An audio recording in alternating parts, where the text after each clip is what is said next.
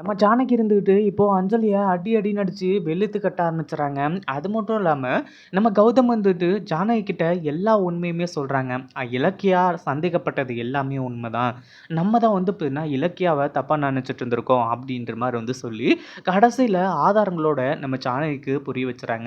அது மட்டும் இல்லாம, நீ வந்து இப்ப இவ்ளோ பெரிய தப்பையும் பண்ணிட்டு, அதே மாதிரி அந்த தப்ப மறைக்கிறதுக்காக இலக்கியா மேல பொய்யான பழிய போட்டு இப்ப ஜெயிலுக்கு அனுப்பிச்சிருக்கியா அப்படின்னு சொல்லிட்டு இந்த அஞ்சலிய அடி அடின்னு அடிச்சு வெளுத்து கட்ட போறாங்க.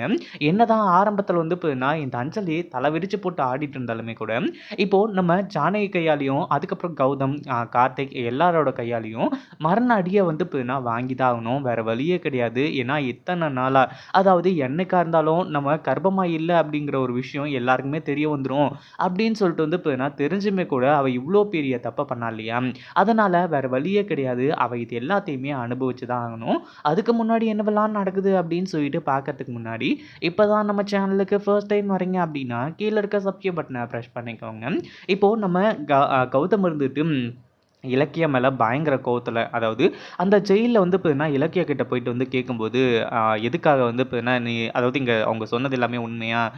நீ வந்து அந்த ஒரு விஷயத்த செஞ்சியா? அந்த இளநீர்ல வந்து மயக்க மருந்த கலந்து குடுத்தியா? அப்படின்ற மாரி வந்து கேட்கும்போது, நம்ம இலக்கியாவும் ஆமான்னு சொல்லிட்டு வந்து சொன்னதுக்கப்புறமா, நம்ம கௌதம் வந்துட்டு எதுவுமே பேசுறதில்ல. இலக்கியா மேல பயங்கர கோவத்தோட அங்கருந்து வெளிய வந்துர்றாங்க.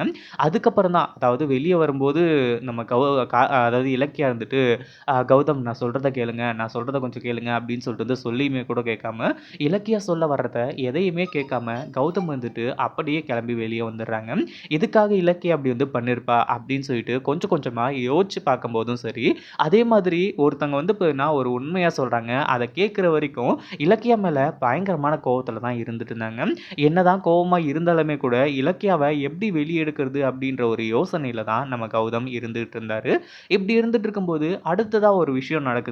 என்ன அப்படின்னு பார்த்தீங்கன்னா, நம்ம கௌதம் வந்துட்டு, அதாவது ஏற்கனவே இந்த அஞ்சலியோட சுயரூபம் ஏதோ ஒரு வகையில வந்து வெளிய வந்து தான் தீரணும் அப்படின்ற மாரி நினைக்கிறது மட்டும் இல்லாம, நம்ம ஜானு வந்து ஃபோன் பண்றாங்க. இது மாரி தான் என்னாச்சு கௌதம்? இலக்கியாவ வெளிய எடுக்க முடிஞ்சதா? இல்லையா? அப்படின்ற மாரி வந்து கேட்கும்போது, அதாவது இலக்கியா வந்து இப்போ கூட அஞ்சலி கர்ப்பமா இல்லன்னு சொல்லிட்டு வந்து சொல்றா.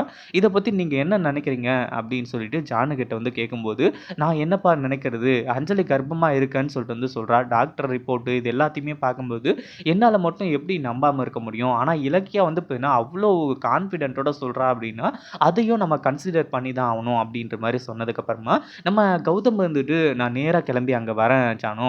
நீங்க என்ன பண்றீங்க? அஞ்சலியோட ரூம்குள்ள போயிட்டு ஏதாச்சும் எவிடன்ஸ் கிடைக்குதான்னு பாருங்க.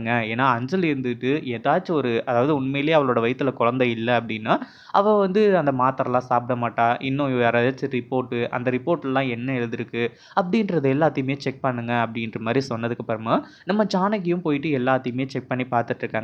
கடைசியா வந்து நல்லா லாக் போட்டு வச்சு, அழகா வந்து மறைச்சு ஒரு ரிப்போர்ட்ட வச்சிருக்கா. அத படிச்சு பார்த்ததுக்கு அப்புறம் தான் நம்ம ஜானுக்கு பயங்கர கோவம் வந்தது மட்டும் இல்லாம, இந்த அஞ்சலிய வந்து இப்போ போட்டு பொளந்து கட்டி இந்த வீட்ட விட்டே தொரத்த போறாங்க.